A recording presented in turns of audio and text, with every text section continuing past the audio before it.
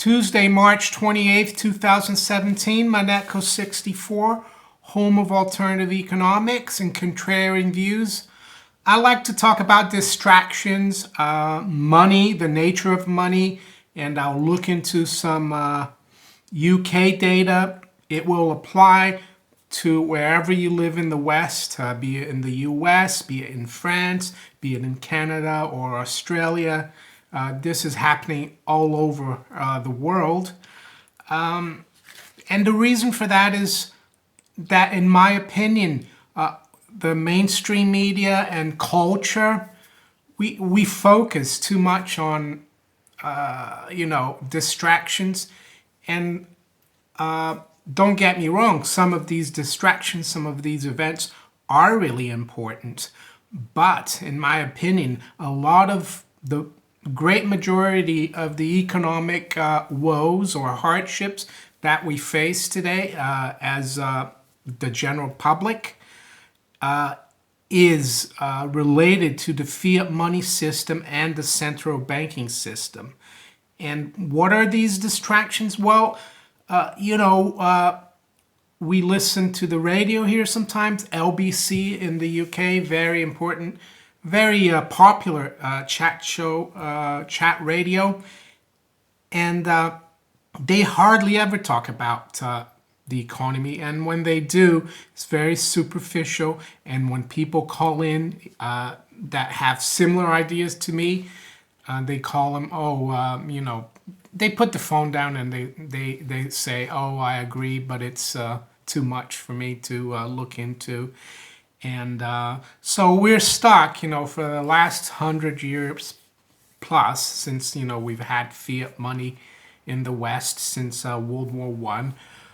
We're stuck with the distractions. They never seem to change, and they never look at the main cause or root of the economic problems we have, which is basically fiat money and ever-growing debt burden that this fiat money needs to support itself, and the fact that our currencies are going down in value, but people look at things as going up in value, and that's what I want to talk about a little bit as well. So the distractions, I guess, there's always war, famine, political crises, Brexit, elections in France, election in Holland, referendum in Italy, Donald Trump election, the Russian hacking, and I put quotes on that, the Cold War, the OPEC oil embargo in the 70s. I don't know if some of you probably remember that. What else? The Cuban Missile Crisis. There's always loads of stuff for us to worry that in the end of the day don't help us at all economically and keeps us distracted. The educational system as well does not teach young people the nature of money or what it really is. They just tell you, here in the UK, money is the pound. It's a piece of paper or a coin. They don't tell you how it started, and that's what I want to do right now.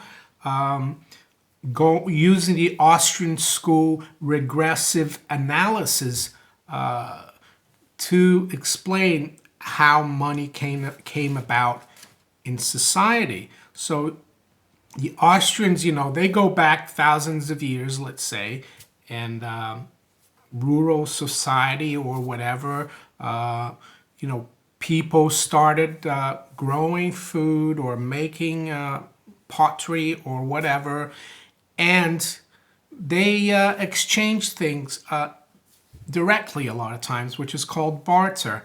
And then they started realizing that there were a few goods that everyone wanted, so you could use it to do indirect exchange. You didn't have to match the exact wants of the two actors, in the transaction. And those goods were usually the most marketable goods. They're things everyone always wanted. And we've had salt as money. We've had shells, wampum, we've had gold, we've had silver, cattle, any kind of good or commodity that a certain society values a lot can be used as money. Over the last few thousand years, the money that's had the best track record, the money that you could actually save, and it keeps its purchasing power, money that can be easily stored, money that can be doesn't get damaged throughout the ages or time. It's been gold and silver. And basically what money represents is value. If you spend time doing a task, or if you spend time creating something, a new product, if you spend time working for someone who's got a business, it's all valuable time, and you're creating value, and money is supposed to reflect that.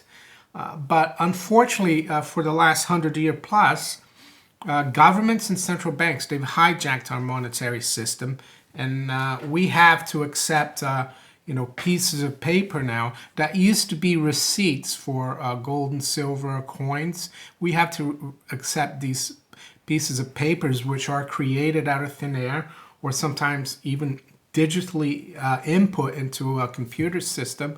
We have to accept that, and that's viewed as value.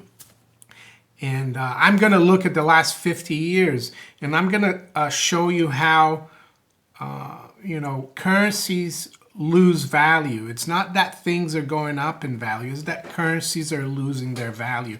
And I'm going to look at the pound sterling against gold and silver, mainly because I'm in the UK. I mean, I recommend people from other countries can do the same kind of research, and they'll find the same kind of results. So let's start out with gold. I'll show you first quickly a chart that most people will look at. When you look at the price of gold, it's the price of the ounce of gold in pounds, and as you can see, from 1968 to now, it's gone from 14 pounds 65 actually in 1968. We're now at 1,000 pounds. So the price of gold has gone up, right? So people don't think of it as the price of the pound going down, but I've inverted that chart now, and I'll show it to you. So you can see it's from the top right hand side. That's where it was.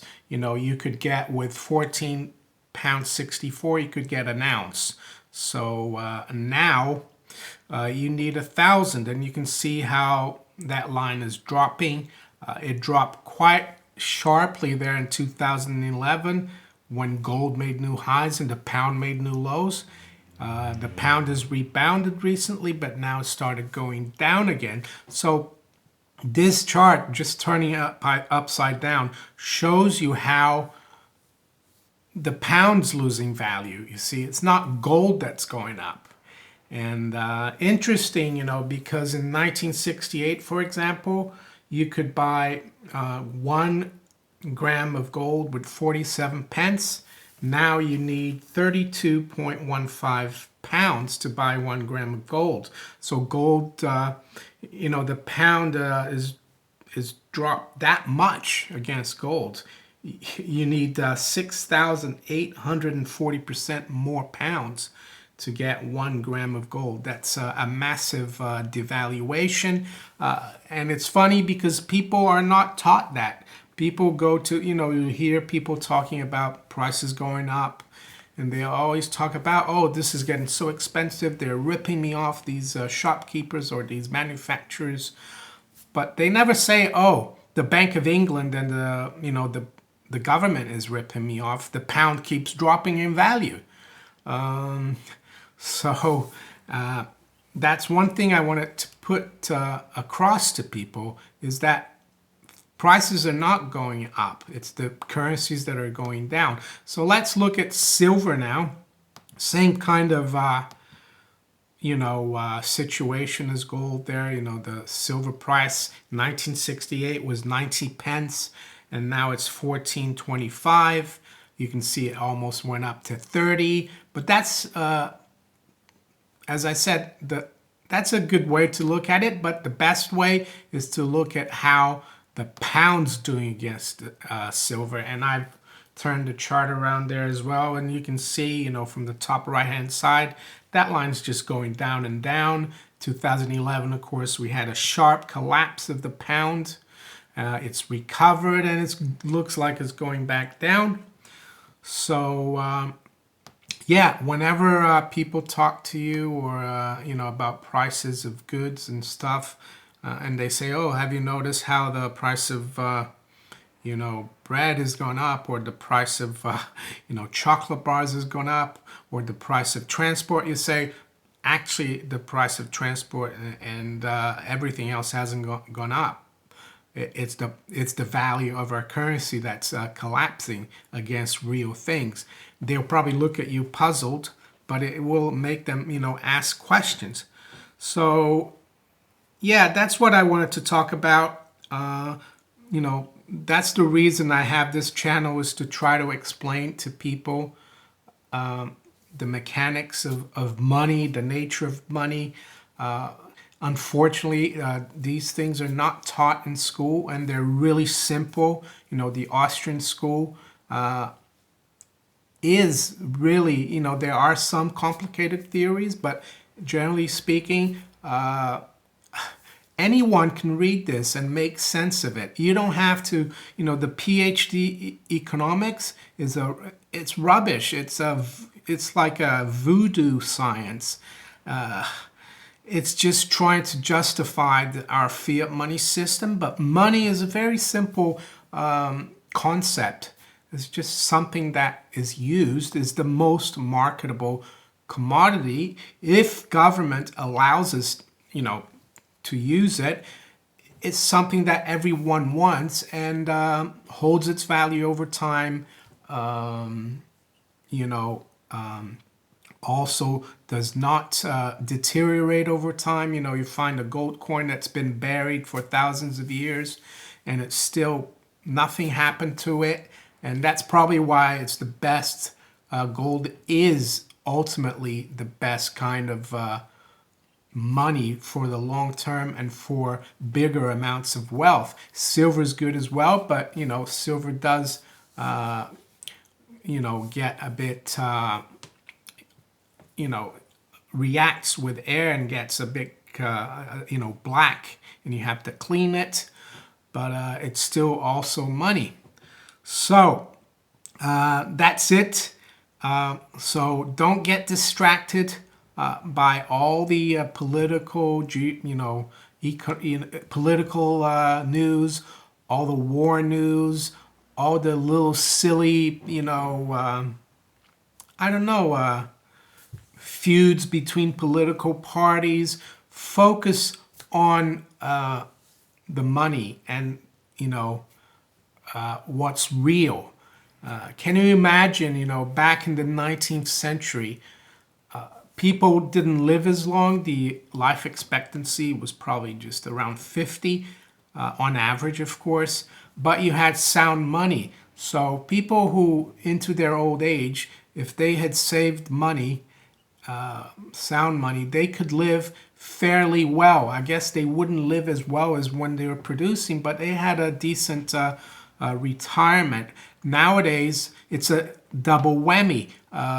People are living longer, and they're, the money that they use is being debauched, as Lenin said, and you don't have, you save all your life, and the savings comes from your efforts, your expertise in whatever field you have, in your ideas, and then those, the wealth you create and you store gets, corrupted, and it becomes worthless. And I think it's the root of all our economic problems. the fiat money central banking system. It's not, greedy businessmen putting prices up.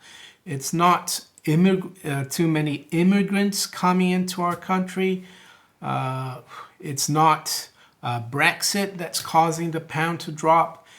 It's all the fiat money creation out of thin air and the central banking system that has a lot to answer for. So if you enjoyed this video, give me a thumbs up, share it far and wide, subscribe to my channel if you haven't yet. If you'd like to donate to my channel, there's some links below in the description. Talk to you later. Bye.